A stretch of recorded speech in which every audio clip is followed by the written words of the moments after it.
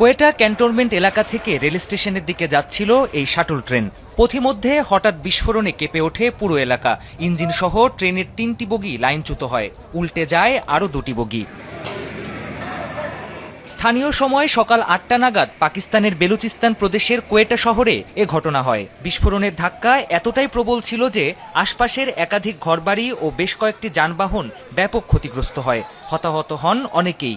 দ্রুত ঘটনাস্থলে পৌঁছান নিরাপত্তা বাহিনী আর ফায়ার সার্ভিসের সদস্যরা। ঘোষণা করা হয় জরুরি অবস্থা। আহতদের উদ্ধার করে নিয়ে যাওয়া হয় হাসপাতালে।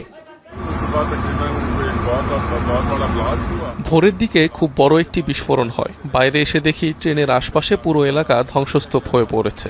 বহু হতাহতের ঘটনা ঘটেছে, বহু ঘরবাড়ি ধ্বংস হয়েছে এবং রেল লাইনের পেছনের দিকেও ব্যাপক ক্ষয়ক্ষতি হয়েছে।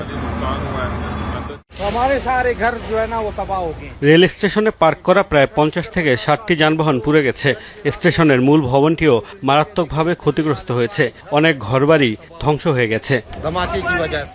স্থানীয় গণমাধ্যমে পাঠানো এক বিবৃতিতে হামলার দায় স্বীকার করে পাকিস্তানের বিচ্ছিন্নতাবাদী সংগঠন বেলুচিস্তান লিবারেশন আর্মি বিএলএ। জানিয়েছে ট্রেনে অবস্থানরত সামরিক বাহিনীর সদস্যরাই ছিল তাদের মূল টার্গেট। এদিকে প্রাথমিক তদন্তে পুলিশ বলছে বিস্ফোরক বোঝাই গাড়ি নিয়ে একাই এ হামলা চালায় আত্মঘাতী হামলাকারী। ট্রেনটি এগিয়ে আসতেই গাড়ি নিয়ে ট্রেনে আঘাত করা হয়।